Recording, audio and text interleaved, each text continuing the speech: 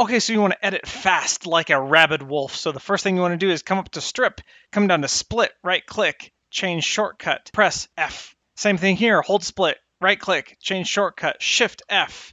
Okay, next you want to come up to transform, and then we're going to switch the slip strip contents and snap strip. So right click, change shortcut, shift S, right click, change shortcut S. Then we're going to come down here to remove gaps, right click, change shortcut V. Cool, we're done with that. Come over here to view and go down to refresh all, right click, change shortcut R.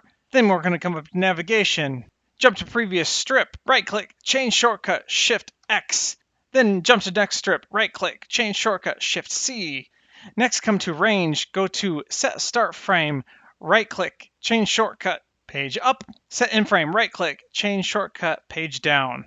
Okay, and now you are ready to edit fast like a rabid wolf. So we're going to come over here to cut out everything that we don't want. We're going to select both of these, F to cut, Shift select our handles, position our playhead, S to snap, move our playhead, mouse on the right, F to cut, move our playhead, S to snap, move our playhead, mouse on the right, F to cut, move our playhead, S to snap.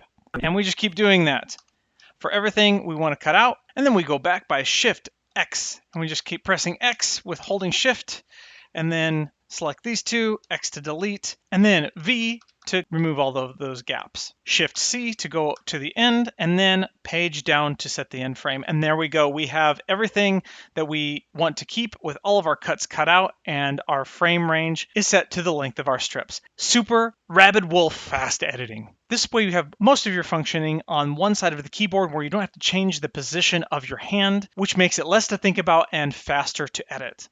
But if you want even faster editing, check out the next video where I go into detail on how to change even more shortcuts to give you super lightning speed in your video editing workflow. So stay tuned and you'll see me over there.